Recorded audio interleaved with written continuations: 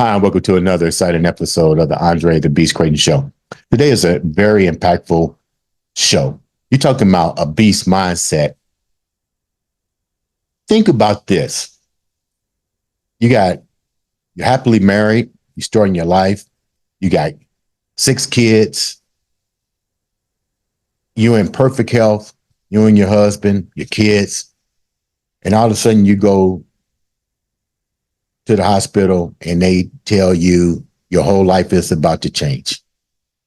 You don't understand it, but your partner has to understand it because you've been the one whose life is about to change because you've been diagnosed with something. But not only is your life about to change, but so is your partner, so is your kids, so is your whole surrounding community. This young lady has gone viral with sharing such a beautiful story of having that beast mindset, keeping the family together, keeping the marriage alive, believing that there's a purpose for what she's doing. I'd like to welcome to the show the beautiful Lindsay E. Kelly. What's up, Lindsay? Hey, thanks for having me. You asked me not to use the E, but I'm going to use the E because it just sounds so good. Lindsay E. Kelly. I like it. You're going to the internet with such a beautiful timeline of your life. I saw it. We was talking during the pre-interview. Before we get into your journey, tell the viewers a little bit about who you are. I'm Lindsay Kelly. I am a lover of one amazing man. I am a mother of 6 children. I've been married to my husband for 21 years, and he is diagnosed with progressive MS, and so we are finding ourselves in the midst of battling those the challenges that come with that. You mentioned that's a long time to be married. How did you meet your husband? Tell me how that started. Let's see. So actually, his siblings and my siblings were all were friends. I knew some of his siblings, and he knew my siblings, but he and I had never met, which was good. This is like God's timing is perfect. And I met him a couple years out of high school, and we met amongst a bunch of friends. It's funny because I would hang out with that same group of friends, and he was never there when I'd hang out with them. So there was just one day where it happened, and it was just like sparks flew, and that's how I met him. What was the sparks? Because clearly you guys didn't meet, but the universe put it together at the right alignment. But what was it that caused that spark? Because this is the guy you really knew of, but you wasn't hanging around him. Yeah, the spark was the second we met. We couldn't stop talking. We just had so much in common. We just had so much to talk about, even at such a young age, because I was 19 at the time. He was 22, and we just hit it off. What were you talking about at 19 and 20 that you just kept talking nonstop?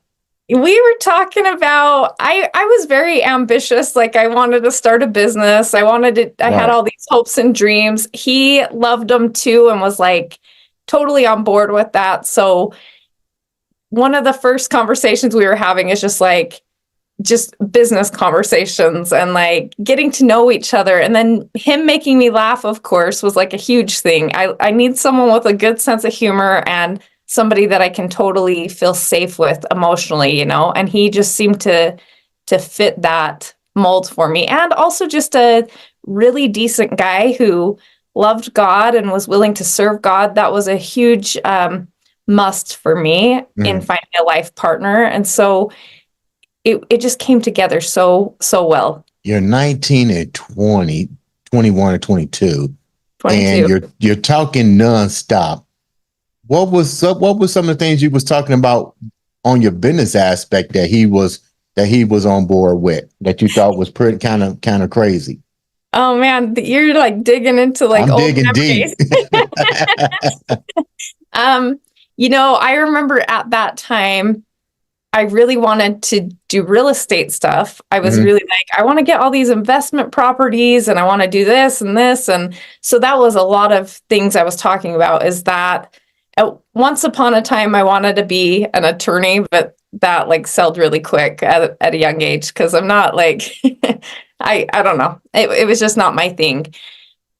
So we talked about those were mainly the two topics. When we first got married, he grew up cleaning carpets. His dad had a carpet cleaning business. So right when we got married, we started a carpet cleaning business.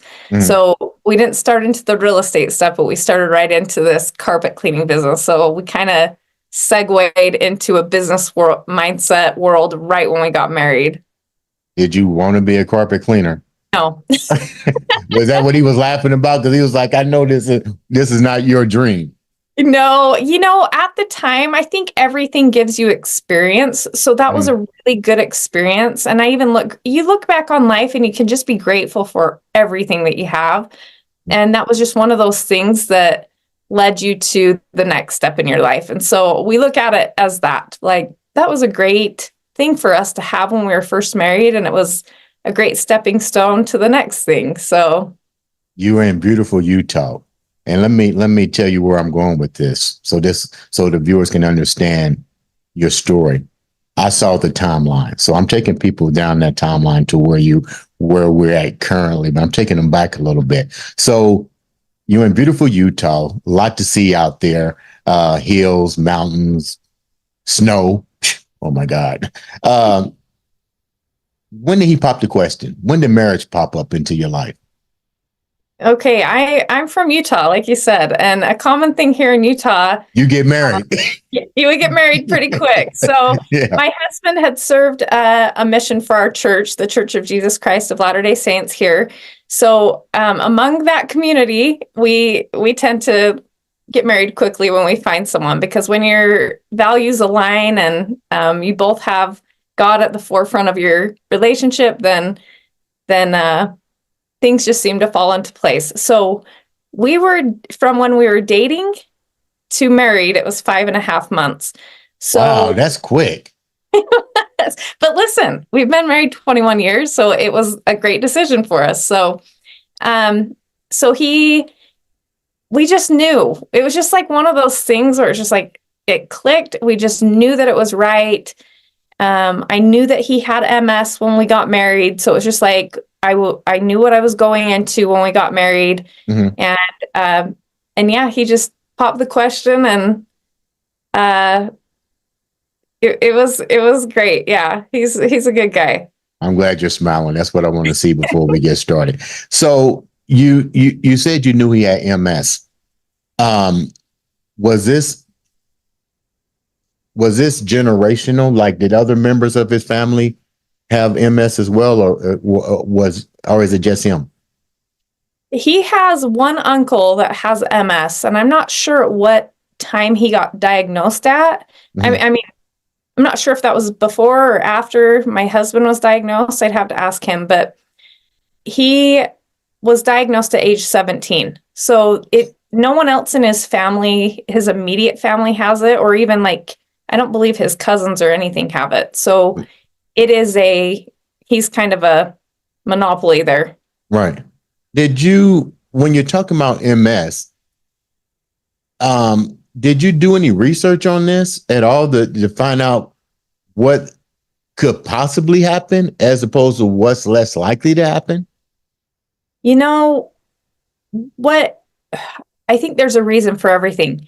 One of the things that gave me an experience in life was one of my parents' really good friends, and we're friends with their family. They lived kitty corner from us in Mhm. our home here in Utah. Their dad had MS. I remember seeing a picture of him standing up, this man that had MS. There was a picture of him holding me when I was just an infant, and he was standing up. But my entire life, I knew him in a wheelchair. So, and Right. like an electronic wheelchair. So from that point, from when I was a baby to probably 3 or 4 years old, well, probably 4 years old, I just remember him being in a wheelchair. Right. That was the only real thing that I knew, is that MS can cause you to be debilitated physically. So that was all I went into knowing when I married my husband, is thinking at some point my husband could be in a wheelchair. Knowing that, how did that make you feel? Because you're in love, you want to, you keep your marriage going, but still in the back of your mind, you remember an encounter of someone that had MS and holding you, standing up, holding you, and then here he is later in a wheelchair. Did this ever keep clogging in your mind? Is this going to happen? Is there a possibility this would never happen to my husband? Yes, I had that all of the time. One of the first experiences with that, I was pregnant with my first baby. She'll be 19 in a couple of months. Okay. We went into the hospital to deliver her. And when I was pregnant I'll back up. When I was pregnant with her, my husband started getting numbness in his feet that crawled all the way up to the middle part of his back. So he was walking with a limp and not, he even would put his shoes on the wrong feet sometimes because his feet were just so numb. Right. When we went to the hospital to deliver my baby, her name's Andy, I remember the nurse, I delivered the baby, and I remember the nurse taking the baby from me, because in the hospital we were at, they walked down the hall to wash the baby at that time. So the nurse hands the baby over to my husband and said, "We're going to go wash or give your baby a bath." And my husband hands our baby right back to the nurse and said, "I can't walk with my baby." And I remember the nurse kind of looking at him like, "You are so young. Why can't you hold your baby?" Like kind of this weird look. Right. And I remember watching the two of them walk out the door, and my husband was limping alongside her. And my thought at that time was, this could be our only baby that we have. We might be on the road to the wheelchair route. So at that time, that was one time when reality really hit me, as I was thinking, we had planned to have a family, but I was like, maybe this is it, because if his health declines, then I don't know that we can keep having kids. From that moment on, it was a lot of back and forth in my mind thinking, I wonder what life is going to be like. But then his symptoms slowly went away after about 8 months. And I didn't think he had any symptoms for about 11 years after that. And how old was he when you had your first child? How old was he? Yeah. I would probably 24. Okay, so he was still young, still active. Yep. And then all of a sudden it goes away. Did he share with you maybe other symptoms that he was feeling outside of the numbness in his foot? Yeah, numbness in his feet and all the way up his legs, the middle part of his back. His hands were a bit numb as well. Fatigue. He had a lot of fatigue. He'd work a lot. So it was more than just the average, like go to work and a little exhausted. He was like plastered. By the time the weekend came, he just was in bed all weekend. So I have a young baby. He's in bed all weekend because he's dealing with the fatigue and all of that. So those were his symptoms that he had. But you later wind up having a total of 6 kids, correct? Yep, we had 5 more babies after that one, so 6 total. Now you're probably thinking, wow, he's in good shape. He's got perfect family. You guys are going on. When did things begin to change, and about what age? Let's see. 2013, so nearly 11 years ago. I was watching his moods change. He would get really upset over something, which was really out of character. Not just upset, but it was like you couldn't rationalize with him at all. Like, I don't know how to make that. I think that there are people that are just like that in general, but my husband was not that way. He was just we could have a good conversation. If I had something that bothered me, he would listen to me. We had a really good communication. Not that our marriage was perfect. It was just, we knew how to communicate well. Mm-hmm.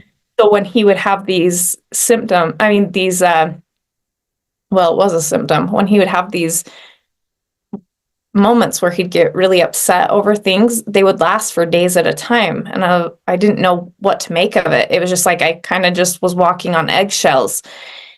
And so that was 2013. I was pregnant with my fifth baby.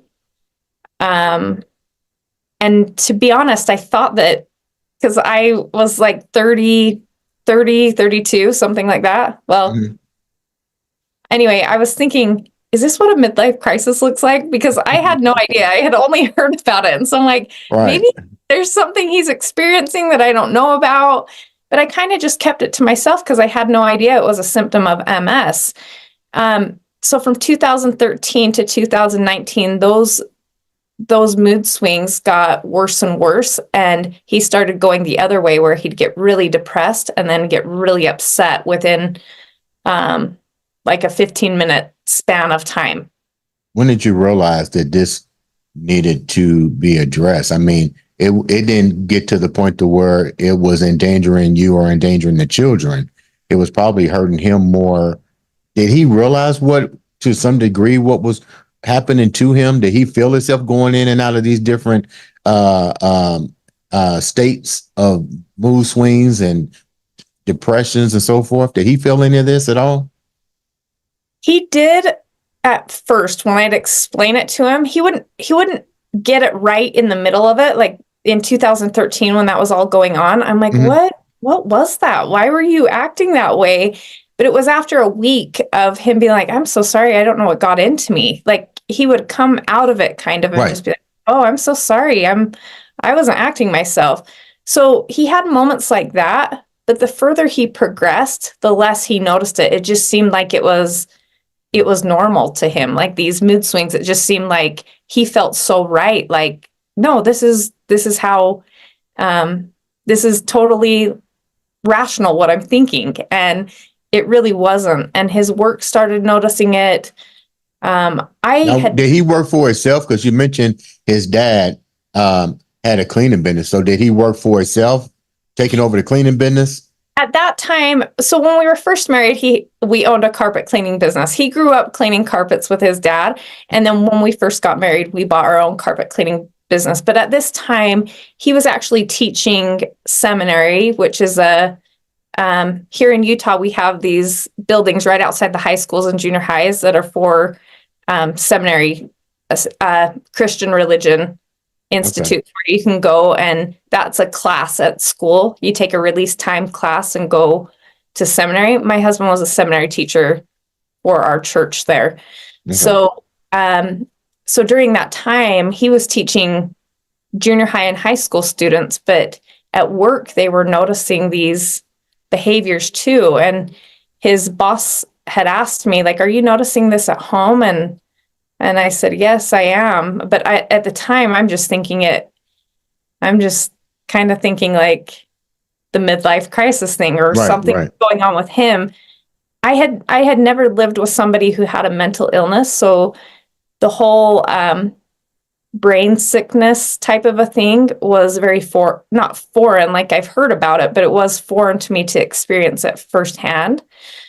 I was going to say that when I started to notice, I had never told my parents about a single fight that me or my husband had during our entire marriage. But in 2018, I remember just seriously noticing that me and my kids needed help because I was constantly trying to balance my husband to make sure he didn't do something that was unsafe because I could see something was wrong with him, but I was wanting to make sure he didn't do something that was unsafe and also keep my kids protected. And so I called my mom and dad and I just said, I need to tell you guys what's going on in my life because I have no idea.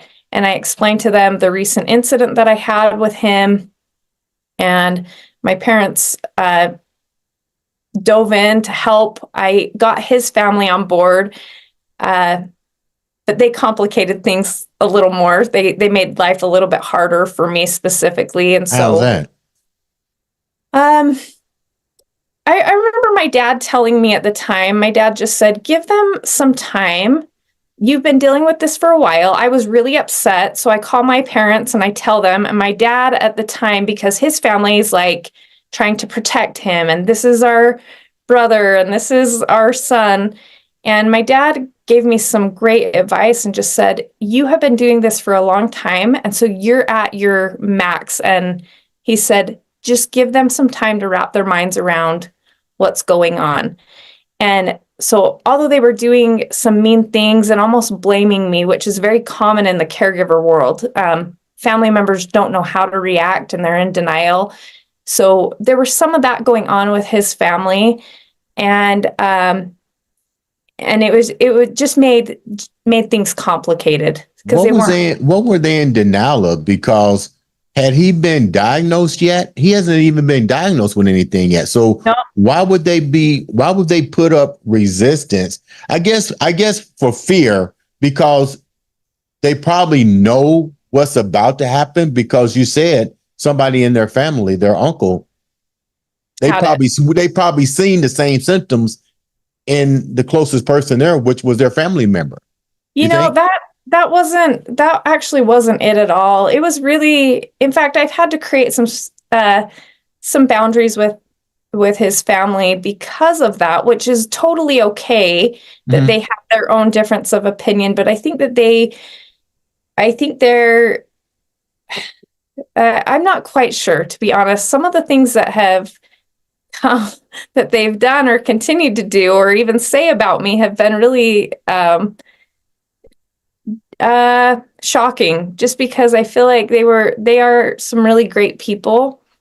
But once I started telling them about my husband, the things that they had done, like I'd have doctors tell me, hey, you need to get this and this and this. Behind my back, they're trying to do the opposite. So it was a really strange thing. They were helping me for a little bit with watching my husband when he first got diagnosed. And then I had to say, you guys they were trying to, they almost treated it like it was a divorce situation. I think that's the perfect way. Like they're siding with him and they're trying to create teams of this is Reed's team and this is Lindsay's team and we're on Reed's team, instead of being like, oh, we can see what's wrong. But even after my husband was diagnosed, it has still continued. So I've just had to create boundaries with people in my life, and that's okay. And it's okay that even if they don't like me, let's say they just don't like me, that's okay too. I'm trying to keep my family together, and that's the most important thing to me. But there are so many people, with this said, there are so many people who dive in to help. And also with my husband's family, it's not like it's everybody in his family. There have been some of his family members have been extremely loving and extremely helpful. There's just been some aspects of it where I've had to kind of keep my distance a little bit. When did his workplace recognize something's not right? You've been recognizing something ain't right. You shared it with your parents that something is not right. When did you what was the final straw that you felt uncomfortable, that you said, now I got to take you to the professionals and find out what's going on? There had to be that point to validate everything that you're seeing and at the workplace, because the parents probably at this point, if they're seeing it, they're not acknowledging it. But what was the part that you was in fear of, that you said, we need to go and find out what's going on? Looking back on that time, because I didn't know what was going on. And like I said, you experienced something new. It was totally new to me. So I have compassion on myself that it was totally new. From about 2016 to 2019, at work, my husband was starting to miss some work. Maybe it was about 2017. Yeah. Mm. But 2016 to 2019, during that time, he was missing work, or he was very, very outgoing. And for example, on a Saturday morning, my husband would be awake, out doing mowing the lawn. Our lawn would be immaculate. The garage would be cleaned. He was just very like driven, ambitious, knew he had things he needed to get done. Those things started to go away, and I found myself with an infant, and I'm outside mowing the lawn, and my husband's laying on the couch, and I'm like, I have no idea what's going on. I also, with work, he was missing work, or if he wasn't missing work, I was sitting there thinking he can't lose his job. So we don't know what's going on with him, but he can't lose his job. So there were days where I don't know how to explain it, depression and anxiety, kind of what you see on my social media pages. He'd just be kind of in this like, Were you able, had the ability to communicate, the main focus that brought you guys together? How handicapped was that now? Because clearly he's dealing with something foreign to him as well. How crippled was the communication at that point? Were you afraid to go and talk to him because he didn't know what was going on? You didn't know what was going on, but you knew something was there. Did the communication just collapse? The communication, I look back on this and I was trying to communicate with him like a husband and wife communicate with each other. Right. But he wasn't. Looking back on it now, I can see that the MS affects my husband like dementia, especially at that time. I was getting ready to ask you that. Did it feel like, even when you took him in to the doctors, did they diagnose him as early stages of dementia? No, they didn't, because progressive MS comes with memory loss. But okay, I have heard people say that there is something called MS dementia on my social media pages, that they've been diagnosed with that. My husband has not been diagnosed with that, but if there is a diagnosis for that, I would guarantee that is what my husband does have, because he does have the short-term memory loss. So when I look back on it now, and I was trying to rationalize with him, but it's like trying to rationalize with somebody who's at the early stages of dementia, where they think that what they are thinking and saying is so right, but it really isn't. They're in their minds, they are so right. And you're like, no, this isn't making sense. And so, yeah, I had moments where it was like, I just was not certain as to the future of my own marriage, even, because I was like, what is going on? Because I didn't know what was going on. It was very unstable. Well, you shared with me during the pre-interview a moment that I would have been like totally petrified when he went to the store and you asked him to pick out certain things, and his continence, his ability to remember was completely, almost none there. Yeah, I would say, hey, go to the store and get these 3 things. And those 3, he would come home with one of those 3 things. And it wouldn't even really be the right one that we normally got either. It was like he'd come home with the different one that we didn't normally get. So not that it was always that way, but he would come home and I was just like, well, what happened to the other items that I asked you to get? So I'm like, God, I'll go back to the store and get the items. Like, I don't know why you couldn't get them in the first place. But looking at that now, I have compassion on him, that I'm like, oh my gosh, he was sick in his head. And I was looking at him frustrated and even resentful at moments, where I was frustrated with the situation, because I was my life got flipped upside down during that time. I didn't realize all that I was taking on until hindsight. And I was looking at it thinking I was already single parenting during that time and caregiving for my husband, but I didn't realize that's what role I had switched to. I just thought he's going to get better. Things are going to be fine. And then they didn't. So you wind up taking him. When was the moment that you said, okay, I have to do something? And took him to the hospital. And when did you get the disturbing news that the MS is now become progressive MS? The disturbing news, but it was also a sense of relief that I'll get to that.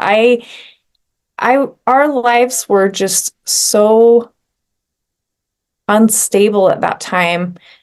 My husband was missing work. I was having to go teach some of his classes for him.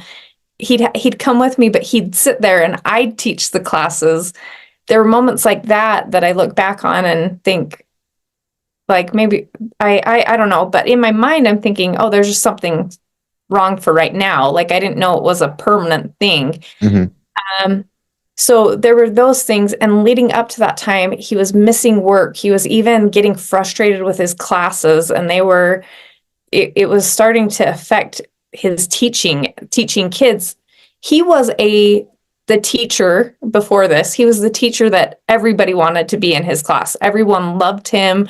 He was so charismatic and outgoing. Everybody loved him, like adults and kids. They all just loved being in his class, loved talking to him. So for me to go teach his classes and for him to start getting frustrated with his classes when he'd teach, that was a very out of character thing for him. I remember his boss saying that he wasn't able to bring a lesson full circle. So he'd start here, and he said it was just all over the place, and he wouldn't end up in the same, like if you're teaching a class, you want it to wrap it up in the same theme of what you're teaching. And he wasn't able to do that. So his boss was asking me if I was noticing this. And I just said, yes, I'm noticing this at home. So there was that moment. I was driving with my husband in a car. There were lots of moments leading up to it, but there was a moment a week where I showed my husband this song, and I was like, hey, listen to this song. It's cool. I wish I could remember the song. If it played, I would remember what song it was, but I was like, hey, listen to this song. And he's like, this is such a cool song. I've never heard it before. And then we get back in the car the next day. We're in the car. I play the song for him again. I'm like, let's just play this, because it was just right there. I had just previously played it. So I'm like, we'll just listen to this again. So I play it, and he goes, this is a cool song. I've never heard it before.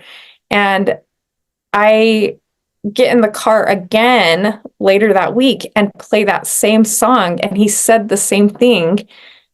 This is a cool song. I've never heard it before. But I was just like, I just played this for you.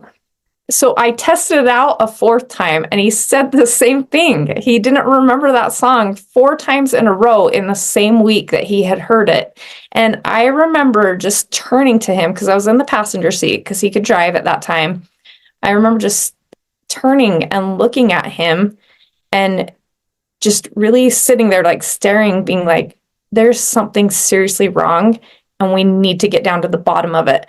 So at that point, I started calling the mental hospital, because he was physically okay, but mentally there was something wrong. We were dealing with depression, deep depression, and then rage modes. It was just like off the charts. I didn't know what bipolar was, but I'm like, is this bipolar? Right.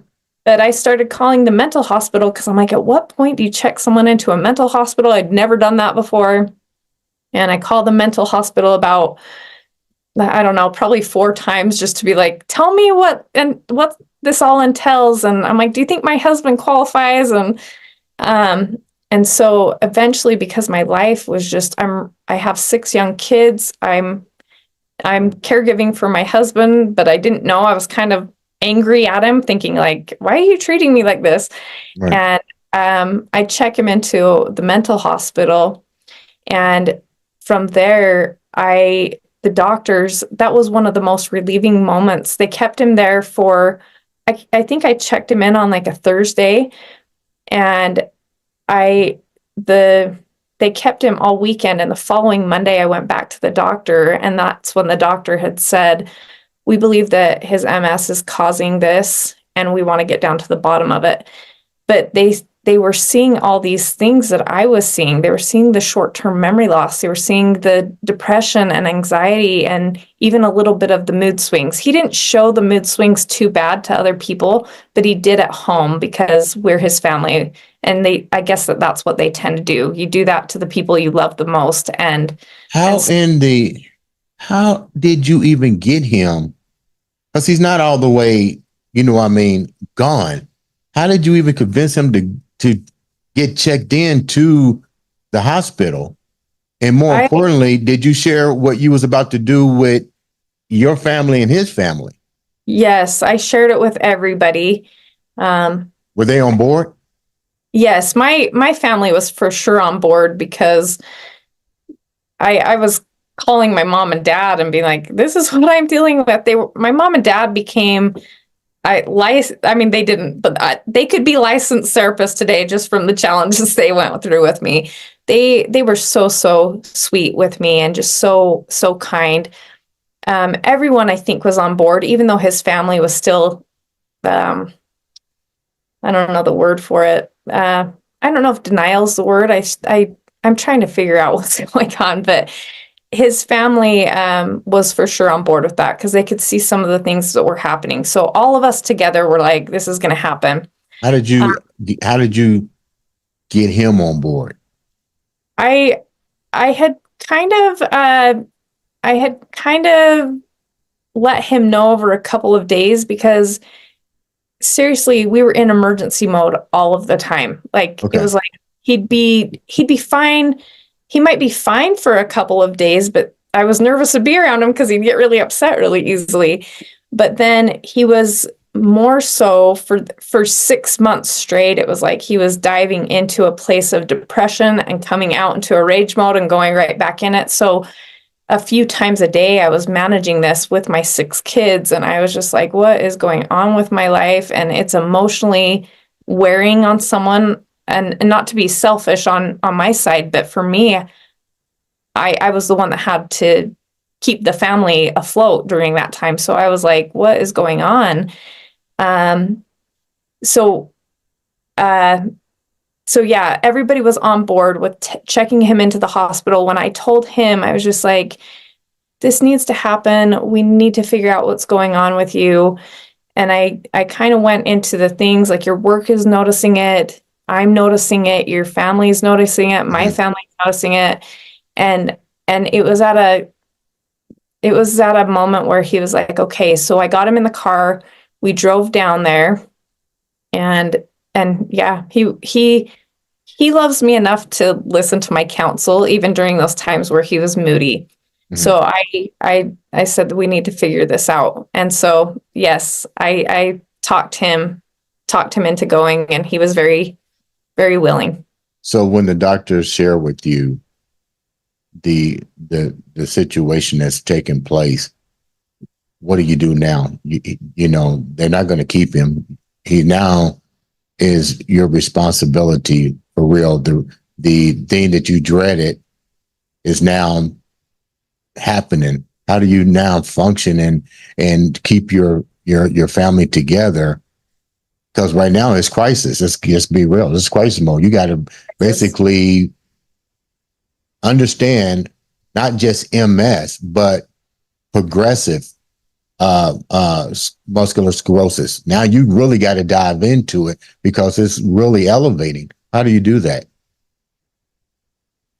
Okay, let me take you back to that time. So in 2019, when they had told me this could be dealing with his MS, they got neurology on board, and they kept my husband for 15 days. During that time when he was in the hospital, when I found out that it was his MS, I had to go meet with his boss and tell his boss what was going on. His boss said we need to put him on disability because they were having to watch him at class anyway, because they were like, why is he acting this way? And luckily his boss had been with him for years and saw the change in his personality and the change in who he was. So he was so loving and so kind. But I just remember crying like at that meeting with his boss, just thinking, are you sure? Like, are you sure that we need to put him on disability? It seemed like this. I remember asking his boss, like, what if he gets better? If he gets better, can he come back to work? Because in my mind, I'm like, this is just so shocking. Like, are you sure this is the right move? That just seems so dramatic. Mm-hmm. But we put him on disability. He said, yes, if he gets better, then we'll for sure consider that. So during that time after they diagnosed him with progressive MS, I realized we just need to put him on disability. So I started the paperwork. I was doing all of that while he was in the hospital. The day that I met with his boss, I got in my car and I drove home, and I was just in shock. I don't know how else to say it. I didn't even know what to think. And I remember walking in the door of my home, and my kids were all just laughing in my living room and just having a good time. And I remember just being so grateful that they didn't have to carry the weight that I was carrying, and that they were still just so happy. And I walk into my room and I shut my bedroom door, and I just kneeled down on my floor, and I was just like, I just remember kneeling down to pray and not even knowing what to say. I remember I just knelt there, just kind of like, my life, I just got, if I can say it this way, I just got dealt the hand that I'm going to be the mother to my 6 children. I was a stay-at-home mom at that time. So I'm going to be a mother to my 6 children. I'm going to be a caregiver to my husband. And now I'm going to be the full-time provider of my family. And it just hit me hard. And I was just kneeling in my room thinking, how on earth am I going to do this? I don't know how I'm going to do this. And I remember I was praying, and I really just wasn't praying about anything, just more like sitting there. And I remember having this this moment that God said, I'm going to be your companion throughout the rest of your life. I know that your husband can't be there for you, so I'm going to help you. And that was such a comforting thing for me during that time, that I think that that's how God is with all of us. So when we go through hard times and we invite him in our life, he will be with us during those times when we don't know what to do. And so that was kind of a pivotal moment for me, where my husband's in the hospital, which was emotionally just, I'm grieving the life that I once had with my husband, and I'm grieving the life that I once had too at the same time. I didn't know that that's what was happening, but now I look back on it and it's just like my world got flipped upside down, and I had to create a whole new identity, who Lindsay was alone, even though I had my husband, but he wasn't really my husband. He's not the same man he used to be. And I had to reinvent who I was as a person. And that is a process. So, Lindsay, anyway. you mentioned something, and thank you so much for coming on and sharing such an impactful story, because you and educating us as well through your journey. But you said something that was powerful. You walked into your house and you saw your children laughing. What were they laughing? What were they laughing?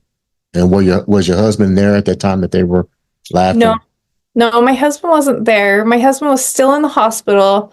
Okay. And I went and talked to his boss. This was right after the meeting I had just had with his boss, and I walk in the front door. They were just being kids, and they were just playing with each other. I just remember I don't know what they were playing. They were just running around my living room, just laughing and having fun. And it was so good to hear those noises when I was feeling so weighed down with this life change all of a sudden. And so I don't know exactly what they were laughing about, but yes, my husband was in the hospital. Speaking of your children, again, they're older now. What's it like in your household now? They're older. He's home with you. You're taking care of him. What's that like? And how long did it take to create that environment for you and your family that you guys are together again. You are happy. There are some struggles, but you made it happen. When this all happened, my husband gets done with the hospital and life starts. And the thing about the whole process that I didn't notice is that I was a caregiver before I officially knew I was a caregiver. My kids were also caregivers, because if my husband had a moment where he exploded, like just got really mad, my oldest daughter had to take my younger kids and, make sure that they're okay. And we're going to go downstairs and play, you guys. And I would try to sit there with my husband and get him to a better place. So during that time, it was a process. It was a process of, my kids looked at their dad like, oh, my dad, like if he'd get upset at him, but it was irrational. My kids were looking at him and would cry because they're like, my dad just got mad at me. So it took them a moment to process that as well, where now he'll have moments where he gets upset, not as often as he used to, but my kids know exactly what's going on. They don't sit there and take it too personally, because they understand what's going on with my husband. My kids, I do have young kids. My youngest is, she'll be 9 in a couple of weeks. So I have a 9, 11, 14, 16, 18, and almost 20-year-old. So the older ones really saw what was going on, because this has been going on since 2013. So my older kids kind of grew up with, they saw the side where he'd go out and play with them and all of that, to his decline. So it was a process for all of us to see that happen. How do you, as a caregiver now, and your children are younger, how do you teach them at such a young age how to understand the different things that their father is going through, and that it's not directed at them? This is what's happening now. How do you do that with the younger kids? With the younger kids, well, even when my older kids were younger, I would have to say, because my oldest daughter at the time when he got diagnosed was 14. So I had 6 kids under the age of 14 when my husband got diagnosed. And I would always just pull them aside and just say, Dad's not in his right mind. He's not meaning that. Like, you've got to understand that Dad isn't being who he normally is. This isn't your dad. Your dad is a very fun-loving guy. There's something going on with him where he's not acting himself. So that was kind of the consoling that I'd have with our kids. And multiple times over and over, I'd talk to them. I tried to pull them in my room just to have a private chat with each one of them, to make just to do a check-in with them. And sometimes I'd find that they were in tears, and sometimes they were fine. Now that they're all older, they love their relationship with their dad. He lives in an assisted living home around the corner from us, but our caregiving roles have changed. So now that when he's home, we caregive for him, and we take care of him, and we feed him, but now we can divide that with the caregivers that are at his facility, and we can have a little bit. It took away a lot of the caregiving that we need to do on the daily basis, and allowed us to step back into the roles as wife and kids. That the process of getting to a place to be happy took a lot of me realizing, I needed to get honest with myself about who I was. I needed to figure out, I needed just to figure out what it was just a process. I don't know how to explain all of that, but I had to get to a place where I was okay and compassionate towards my husband and what was going on with him. But like I said, it is a process. It's not like we've always laughed and had fun. So we've always had that aspect in our marriage. But during those years, they were really hard, and there was a lot of ups and downs. And I even at times was like wondering, like, what's going to happen? Like, is this going to last, or how do we keep doing life like this? And it's been a process to get to a place where we all are thriving. this may, I'm trying to think how to say this. What else? You definitely love your husband. It started out like most relationships, and despite the bumpy curve that just happened, you definitely still have that love and for your husband. What did you have to really? What did you? Now everything is in place. What's different? What's really has changed with the magnitude of family for you now? One thing I've realized is we all have choices. We all have choices every day of our lives. I still have a choice in this matter, and I choose this every single day because life is so much more than just about me. It's about my kids. It's about my husband. And if I were my husband didn't mean to do this. He didn't mean to be diagnosed with this.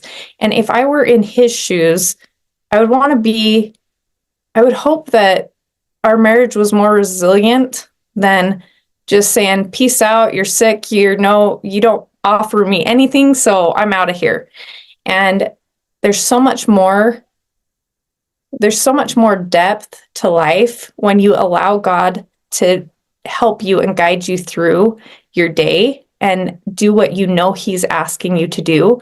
Because one thing that my parents constantly reminded me of during these times that, like you said, crisis mode is the perfect way to put it. I just didn't know how to manage all of these emotions that came with it. And my parents would constantly remind me and say, you may be going through this thing, not just for yourself, but for your kids. And that was thinking about that was powerful for me because I was thinking, how is this impacting my kids? What can I do to soften the blow that they don't have the dad, what do you call it? The Disney dad that they dreamed of. They're having to deal with a different circumstance, and they're learning a whole different set of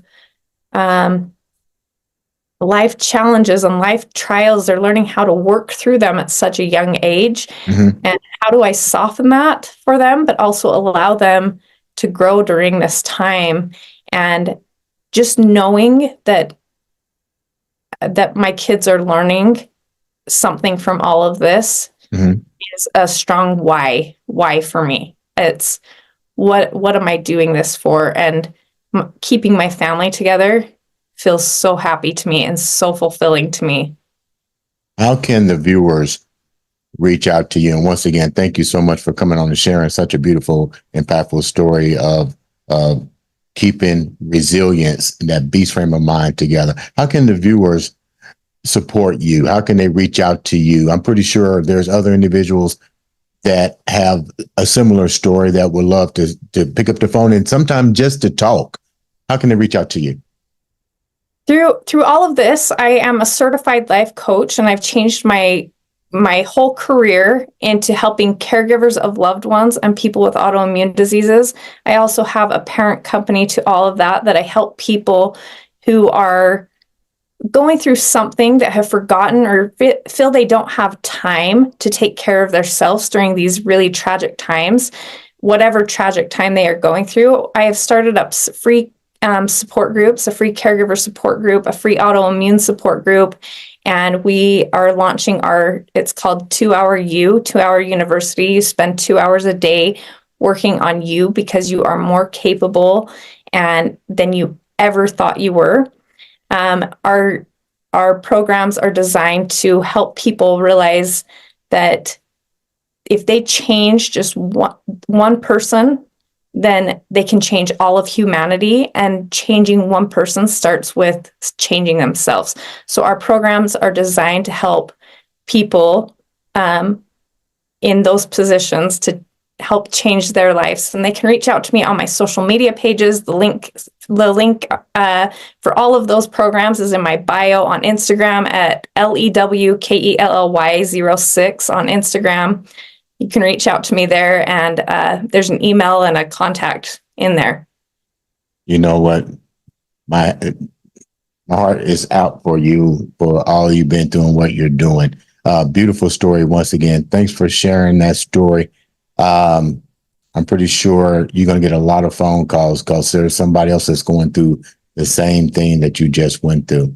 Ladies and gentlemen, this has been another exciting episode of the Andre the Beast Creighton Show.